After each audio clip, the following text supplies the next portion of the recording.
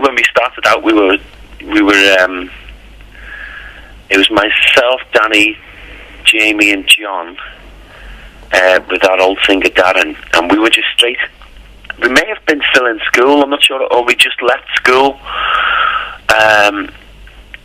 But we were just kids, and we were just trying to have some fun writing psychedelic, strange, funny Monty Python style songs, which were really good. And it was just it was a laugh, basically. It was just something you do for a laugh. And then about a couple of years later, we'd had, I think we wrote a few serious songs. We did a couple of demos, and we had a record deal.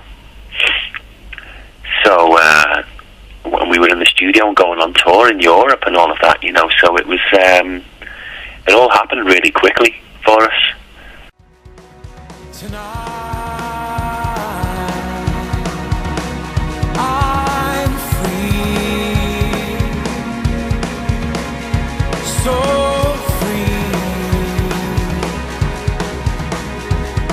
for the first time I've seen you live. I think the record's a lot darker. It was a kind of spirit of improvisation as well, like in some of the songs, and I think musically it came together quite easily. Having John there in the studio was really, really important.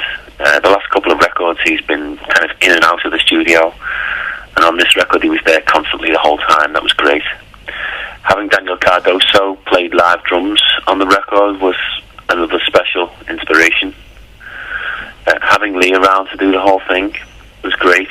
Having the whole thing done by Krista from start to finish in his studio, that was fantastic. Being in Oslo, being in Norway, in the freezing cold, in the grip of winter.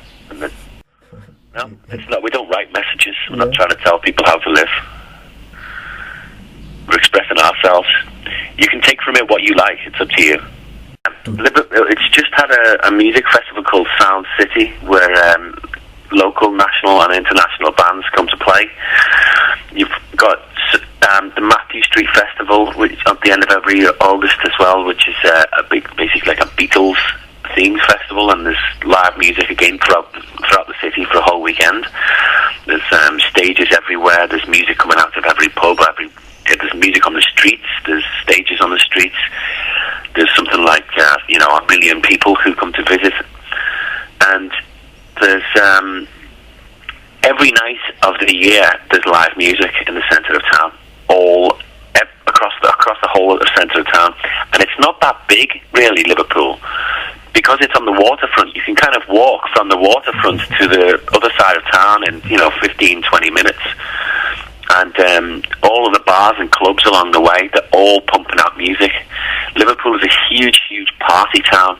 The people there, they're spirited, they've got spirit, they've got life, they've got energy, and they love to have a good time, and they love to make jokes and to enjoy themselves, and they love music.